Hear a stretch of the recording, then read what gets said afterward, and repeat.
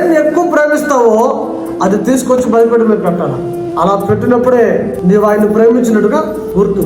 నా ఉద్యోగం వలన నేను దేవునికి వేరైపోతున్నాను, నా వ్యాపారం వలన నేను దేవునికి దూరం అయిపోతున్నాను, కాబట్టి ఇది మానేస్తున్నాను అని ఎవరైనా చెప్పగలరా? విడిచిపెట్టగలరా దేవుని కోసం? ఎందుకు విడిచిపెట్టలేకపోతున్నావు తెలుసా?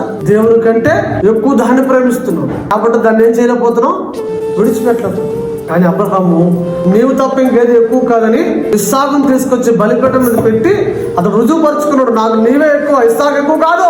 దేవుని కొరకు దేవుని విడిచిపెట్టగలుగుతున్నావు. ఇది నువ్వు పరిశీలించు. దేవుని కంటే ఎక్కువగా లోకాన్ని ప్రేమిస్తున్నావేమో, దేవుని కంటే ఎక్కువగా మనుషులను ప్రేమిస్తున్నావేమో, దేవుని కంటే ఎక్కువగా నీ కలిగి ఉన్న సంపదను ప్రేమిస్తున్నావేమో, నీ కలిగి ఉన్న ఆస్తిపాస్తులను ప్రేమిస్తున్నావేమో, దేవుని కంటే ఎక్కువగా నీ ఉద్యోగాన్ని, వ్యాపారాన్ని, వీటిని ఎక్కువగా ప్రేమిస్తున్నావేమో. గుర్తుపెట్టుకో, ఇవన్నిట్లకంటే నువ్వు ఎక్కువగా ప్రేమించాల్సింది దేవుణ్ణే కనుక ఇవన్నిట్లకంటే నువ్వు దేవుణ్ణి ఎక్కువ ప్రేమించాలి. ఒకవేళ వీటినే ప్రేమిస్తున్నావైతే దేవుడు అంటాడు, తీసుకొచ్చి అట్టు బలిపీఠం మీద పెట్టు, వాటిని తీసుకొచ్చి బలిపీఠం మీద పెట్టు, అప్పుడు నీవు నన్ను ప్రేమించినట్టుగా రుజువుపరచబడుతుంది.